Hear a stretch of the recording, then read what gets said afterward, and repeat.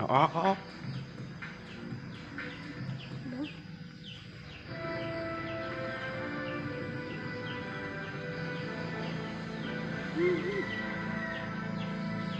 กินยังไงเลยเด้อ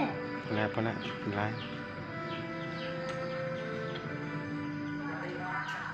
แฟนเพจ CS7 HD News นะคะคุยข่าวกับเราได้ตลอดทั้งรายการแล้วก็อย่าลืมค่ะกดไลค์กดแชร์กันด้วยนะคะคุณผู้ชมนี่แหละฮะคุณผู้ชมหลายคนแสดงความคิดเห็นเข้ามาด้วยครับสายยันเช้าบอกหลายคนที่ตกนะครับข่าวแรกไปที่ปทุมธานีครับทอง2 สลึงโอ้เอ้ยใบกินบ่ลูกเอ้ยใบกินบ่ถูกฆ่าเสียชีวิตแล้วก็นำไปทิ้งไว้นะครับเกิดขึ้นกลางดึกครับคุณผู้ชมครับที่ปทุมธานีใกล้ๆนี่เองตำรวจไปพบศพก็คือนายฉลองที่สมชายอายุ52 ปี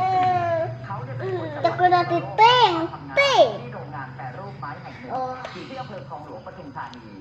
นอนเสียชีวิตตามสภาพร่างกายก็คือว่าเลือดเต็มไปหมดเลยฮะเสียชีวิตที่บริเวณถนนเรียบคลองแอนเซ็ตแม็กมันติดดังหนองคลองหลวงฮะ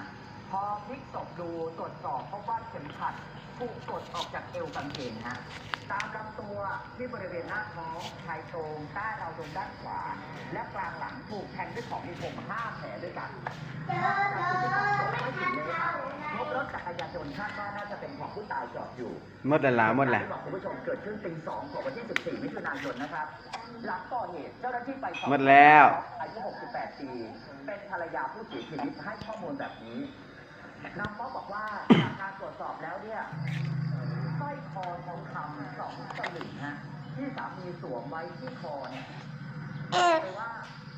ลูกเอกไม่ว่าจะอาบน้ำหรือทำอะไรไม่เคยถอดเลยแต่ครั้งนี้ดูแล้วมันหายไปครับ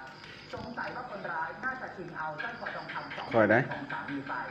เรื่องนี้ตำรวจชุดสืบสวนสพคลองหลวงพอแล้วสวนตำรวจภูธรจังหวัดปทุมธานีนะครับนำข้อมูลที่ได้ไปใช้แนวทางเป็นแนวทางในการสืบสวนเสร็จโอ้ยเสร็จซะเนี่ยน่ะหาแพรมาเสร็จปากหน่อยความขัดแย้งส่วนตัวแต่จะเป็นเหตุที่คนร้ายจงใจมาฆ่าเอาทรัพย์ไปด้วยหรือเปล่าเพื่อจะเป็นการอำพรางคดีหรือว่าชิงทรัพย์ในจุดเกิดเหตุหรือเปล่าตอนนี้ยังไม่ตัดประเด็นใดประเด็นหนึ่งทิ้งนะครับเดี๋ยวรอตำรวจแกะรอยแล้วก็สืบสวนอยากเสร็จเองเป็นที่วิพากษ์วิจารณ์เสร็จเองติข่าวต่อไปตามกันต่อนะคะเหตุการณ์นี้เกิดขึ้นตั้งแต่วันที่12 มิถุนายนพ่อแล้วน้ำให้พ่อแล้วไปเหมียนไหมไม่พอสิเช็ดให้ไหมภรรยาถึงบ้านเขามีเครื่องแทงจนเธอนั้นเสียชีวิตนะคะจากนั้นก็หนีไปล่าสุดผู้ชมคะเมื่อคืนที่ผ่านมาเนี่ยมีผู้ไปพบผู้ก่อเหตุนอนร่างพวกเลือด